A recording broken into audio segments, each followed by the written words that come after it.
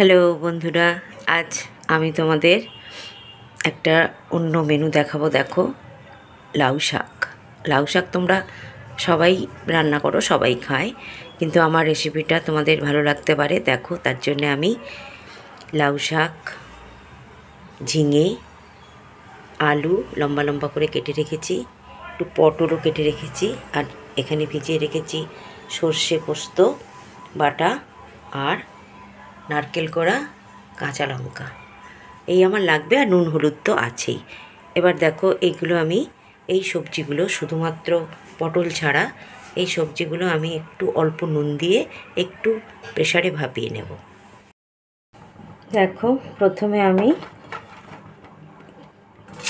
পটলগুলো ভেজে অল্প একটু নুন আর অল্প একটু হলুদ দিয়ে আমি পটলগুলো হালকা ভেজে রাখবো।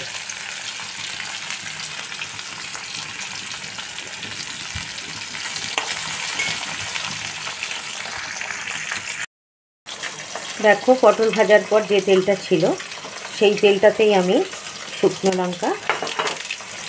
লঙ্কার পাঁচফোড়ন দিলাম। শুকনো লঙ্কা পাঁচফোড়নটা ভাজা হয়ে গেলে আমি কিন্তু আঁচ একদম কমিয়ে রেখেছি, কেননা পুড়ে যাওয়ার চান্স থাকে, তেলটা ভালোই গরম আছে। এরপর আমি একটু ধনে জিরে গুঁড়ো, এটা আমার মেশানোই থাকে ধনে জিরে একসাথে।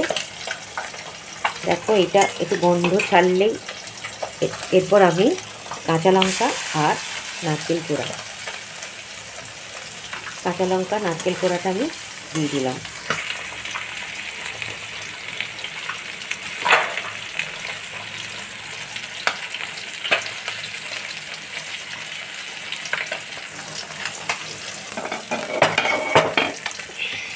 দেখো, কাঁচা লঙ্কা নারকেল কোড়াটা ভাজা হচ্ছে। এটা কিন্তু আঁচ কমিয়েই আমি ভাজবো, কেননা নারকেল পুড়ে গেলে খুব বাজে গন্ধ লাগে।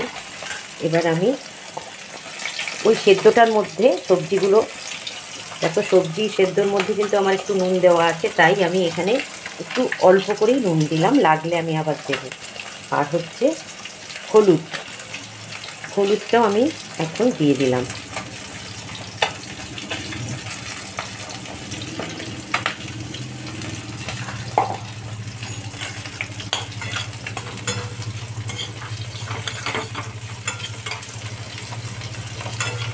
কষানো হলে বুঝতেই পারবে থেকে তেলটা ছেড়ে যাবে।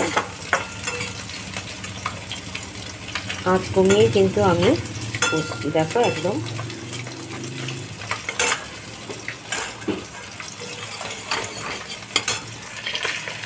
এরপর আমি ভাজা পটলটা দিয়ে দেবো। ভেজে রাখা পটলটা আমি দিয়ে দিলাম।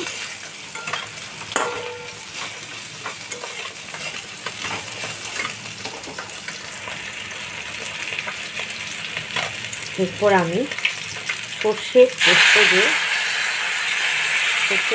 যে ভিজিয়ে রেখেছিলাম একসাথে, সর্ষে পোস্ত বাটা অল্প করে, সেটা আমি মশলাটা দিয়ে দিলাম।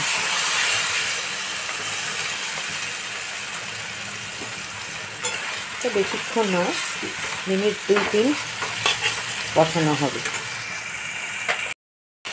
দেখো, আমার মশলাটা কষানো হয়ে গেছে।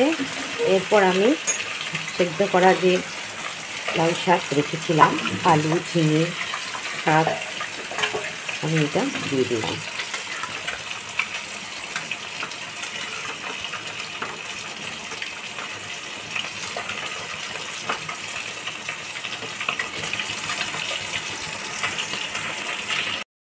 দেখো, আমি কিন্তু এতে বেশি জল দিইনি, ওই লাউ শাক সেদ্ধ করার পরে যে জলটা ছিল সেই জলটা দিয়েছি, আর সর্ষে পোস্ত যে জল ওইটুকুই। আর কেননা সেদ্ধ করা আছে যেহেতু জল বেশি লাগে না।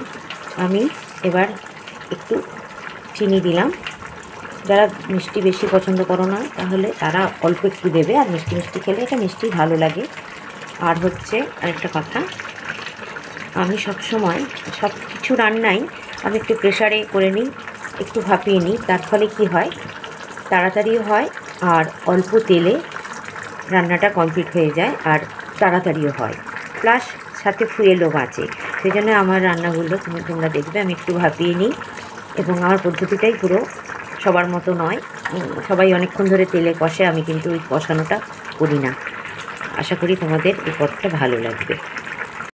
দেখো আমার একদম রেডি লাউ শাকের চচ্চড়ি।